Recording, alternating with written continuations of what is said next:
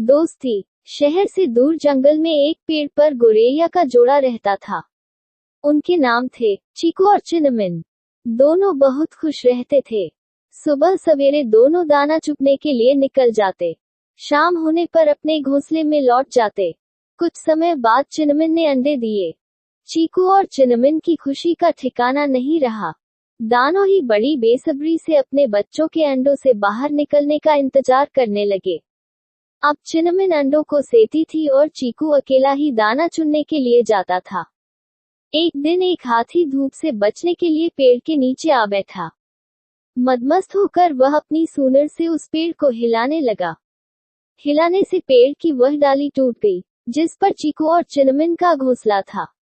इस तरह घोंसले में रखे अंडे टूट गए। अपने टूटे अंडों को देखकर चिनमिन जोरों से रोने लगी।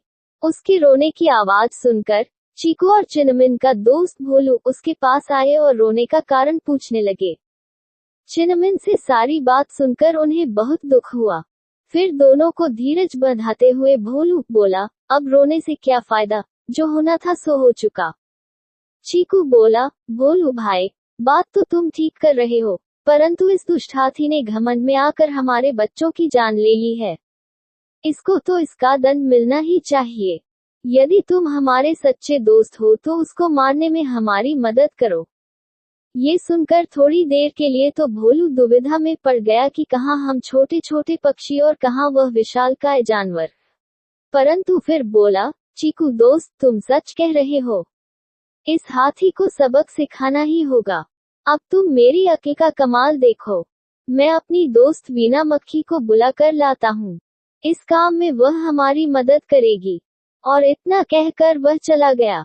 भोलू ने अपनी दोस्त वीना के पास पहुंचकर उसे सारी बात बता दी। फिर उसने उससे हाथी को मारने का उपाय पूछा।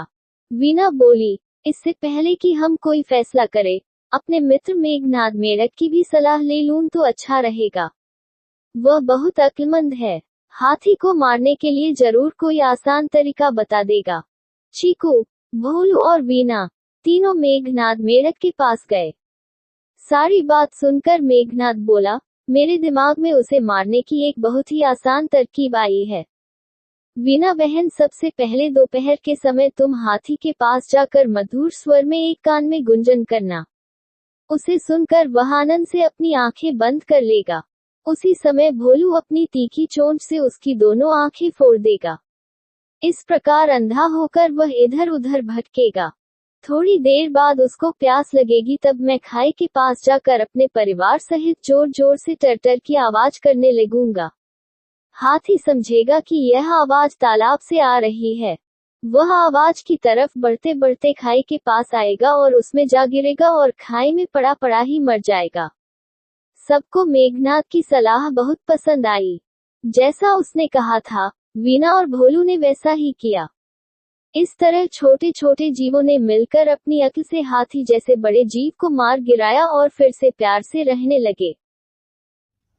अगर आपको वीडियो अच्छा लगा तो सब्सक्राइब करें और शेयर करें एजुकेशन स्टोरी।